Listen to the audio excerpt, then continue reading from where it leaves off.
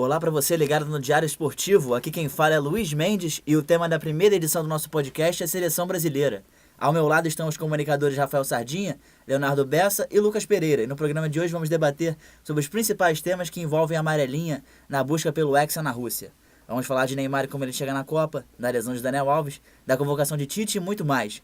Já que ainda é difícil pensar em Brasil na Copa sem lembrar do fatídico 7-1, chamamos a participação de Lucas Pereira para contar sua história sobre o dia que todos nós queremos esquecer. Fala, Lucas.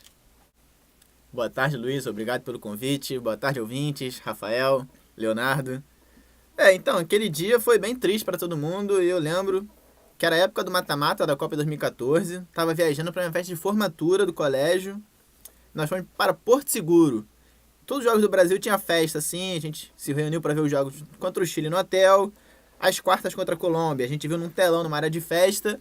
E, bom, time que tá ganhando não se mexe. A gente fez o mesmo contra a Alemanha na semifinal. E deu um azar danado, hein? Pô, se eu soubesse disso na hora, eu nem faria. Eu lembro até hoje aquele mar de gente com camisa da seleção brasileira, camisa amarela, tinha camisa azul, né? Uniforme bonito também. Ia ter show do MC Guimê no mesmo dia. E na época aquela música País do Futebol tava bombando. Infelizmente Neymar se machucou, mas ainda tinha um sentimento otimista entre todo mundo, né? Todo mundo animado. Começou o jogo, saiu o primeiro gol. Esperança ainda, normal. Todo mundo brasileiro com muito orgulho, com muito amor. Quando o primeiro tempo nem tinha acabado, 5-0 os alemães. Metade da galera já tinha ido embora. Quem ficou pro segundo tempo ou era masoquista ou muito torcedor. Qual dos dois que você era, Lucas? Eu era muito torcedor. Era um daqueles e fiquei assistindo para ver o que acontecia. Acabou 7-1. O clima, velório total. Parecia que tinha morrido um parente de cada um ali. Para coroar o momento, logo depois do fim do jogo, surge MC Guimê cantando Por onde a gente passa é show, país do futebol. Tocou Neymar, é gol. Valeu, Lucas. Agora vamos deixar o 7-1 de lado e pensar no futuro. A seleção brasileira mudou bastante desde a última Copa do Mundo. Nomes como Gabriel Jesus e Coutinho agora são regulares na seleção. Mas ainda tem alguns jogadores que estavam em campo no Mineirão que seguem na seleção, como Fernandinho, Marcelo, entre outros. E aí, Leonardo, o que você achou da convocação do Tite? A convocação bem coerente, né? Pelo que ele sempre mostrou no seu trabalho. Jogadores de confiança que ele tem no plantel, dentro dos 23 a partir do momento. Também a lista dos 35 no geral, ele foi bem coerente. Deixou apenas de fora alguns nomes que no futebol brasileiro estão atuando bem, que é o caso do Luan e do Arthur, né? Nos jogadores do Grêmio. E eu não sei nem se o querido Rafael Sardinha vai concordar com a gente aqui na nossa mesa, que a seleção brasileira hoje tem um padrão tático muito bem definido pelo Tite e chega para a Copa do Mundo muito favorita. E eu falo muito favorita por conta de todo o desempenho também das demais seleções europeias que no momento não apresentam futebol tão cativante, de tanta qualidade em relação à equipe do Adenor. E aí, Rafael, você concorda com a opinião do Leonardo? Concordo com a opinião do Leonardo. Boa tarde, Luiz. Boa tarde, Lucas. Como ele falou, a seleção do Tite tem um padrão de jogo bem definido e mostra um futebol muito bonito, além de ter nomes muito conhecidos como Neymar, Gabriel Jesus e Coutinho, que o futebol deles é fora de série. Tirando alguns nomes da lista ali que são meio duvidosos, a gente vai comentar aqui. Acho que a lista foi coerente, como o amigo Leonardo falou, e acho que o Brasil chega como um grande favorito para essa Copa, junto com Espanha e Alemanha. Eu gostei da opinião do Leonardo, concordo que o Tite foi coerente na convocação. Confesso que vou torcer para a lesão de um zagueiro ali, para entrar o Dedé. Sou fã desse zagueiro. Mas, de resto, eu achei que foi bem coerente. E não sei se eu mudaria alguém, não. Porque ele tem muita confiança em alguns ali que ele convocou. Acho que faz sentido essa convocação. Foi muito bom. Muita gente no Brasil que estava querendo o Luan e o Arthur convocados, campeões da Libertadores com o Grêmio. Vocês acham que tinha espaço para eles na convocação? Tinha espaço sim, mas muito se fala também do estilo de jogo do Tite em relação ao tamanho da sua equipe. O Arthur todo mundo sabe que é um volante baixo, mesmo sendo muito eficaz e também sendo um jogador com muita presença em campo, ele daria sim um suporte gigantesco ao meio campo da seleção brasileira, e o Luan é aquele homem com poder de decisão.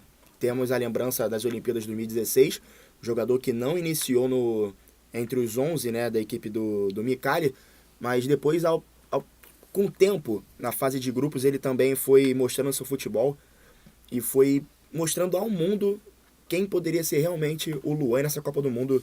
Não sei se os amigos vão concordar, seria o nome para um possível jogo de abafa no final da partida, também com falta de criatividade, em um dia que talvez a grande estrela do Brasil, o Neymar, não esteja tão iluminado. Eu acho que o Arthur vai fazer mais falta que o Luan. Minha opinião, espero que respeitem, mas o Arthur acho que ele tem mais qualidade técnica ali. O Luan, acho que não vai fazer muita falta nesse time do Tite, não. Então, eu concordo que os dois vão fazer muita falta. Primeiro porque o Arthur com a bola no pé tem uma qualidade, pela idade dele, muito fora do comum. E tem alguns nomes ali na nossa cabeça de área que não tem certa qualidade com a bola nos pés, mas que o Tite convocou por confiança, como Renato Augusto, por exemplo.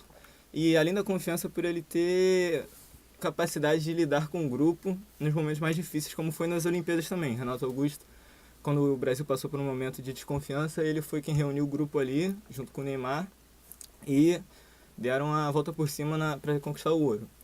E sobre a convocação do Luan, eu concordo com quase tudo que o Leonardo falou, que ele seria um jogador muito importante caso o Brasil precisasse reverter um placar e não estivesse conseguindo, porque os jogadores convocados para a reserva, como Tyson, Douglas Costa e Firmino, e até o William, caso seja reserva ou jogue de titular, eles têm as mesmas características dos titulares. O Luan, ele seria como um falso 9, ele pode jogar como meia, ele não tem posição definida.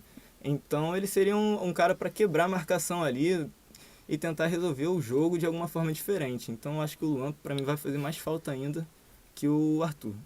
E falando também em relação à convocação do Tyson e comparação ao Luan no lugar dele, temos que lembrar também de como é o futebol hoje. O Tyson, jogador que mesmo sendo muito criticado, vai ser aquele homem que vai poder ajudar na marcação de lado de campo. Sabemos que com a lesão do Daniel Alves, tópico que nós vamos abordar daqui a pouco aqui na nossa mesa, o lado direito defensivo da seleção brasileira perde muito, porque o Fagner não é um jogador de marcação, não é aquele lateral que marca muito bem, e o Danilo tem lá as suas qualidades, mas sempre é mais apontado seus defeitos. Outra convocação também normal e esperada, porém muito criticada. Então, a presença do Tyson nessa convocação, além de ser uma surpresa para muitos, não pode ser descartada como um acerto do Tite. E o Tyson já jogou com o Tite, né, no Internacional, então confia no Tyson. Manter, pra mim, ele é coerente. O Leonardo falou ainda há pouco sobre a questão da lateral direita, e o Daniel Alves fora da Copa é um grande problema para o Tite, né? O que vocês acham que vai ser a solução? Eu acho que realmente ele vai colocar com o Fagner logo na titularidade, pelo menos no primeiro jogo, por conta de tudo aquilo que ele representa para o Tite e também de todo o entrosamento que ele tem com o padrão de jogo do Tite, né? Exatamente. Por mais que eu seja contra essa decisão, acho que o Tite deve começar com o Fagner, por conta de já ter jogado com ele. E o Danilo seria a minha primeira opção, por conta de jogar na Europa, que o futebol lá, o nível é muito superior ao nível jogado aqui no Brasil. Mas a ausência do Daniel Alves vai ser muito sentida, com certeza. O Brasil perde com o Daniel Alves em qualidade técnica no campo e fora com a famosa resenha, né? Antes e depois dos jogos. Perde a liderança no elenco. Perde liderança, perde muita coisa com ele. É o melhor lateral do mundo, né? Sim, eu entraria com o Danilo nesses amistosos aí pra testar ele, porque o Fagner não me passa segurança. Falando em resenha, a gente lembra do Neymar.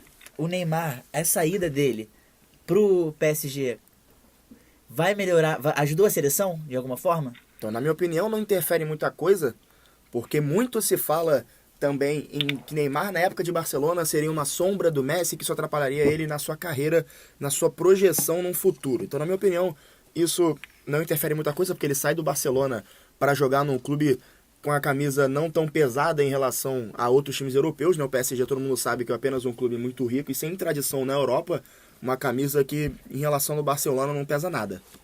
Eu já acho diferente. Eu acho que ajudou pro protagonismo dele, sim. E sou a favor da ideia de que ele seria uma sombra do Messi ano após ano, porque o Messi vai demorar muito para cair de nível. E quando ele jogava no Barcelona e jogava na seleção, ele era muito mimado, decidia, resolvia, não pipocava. Se tem uma coisa que a gente não pode criticar o Neymar é que ele é pipoqueiro, porque ele não é.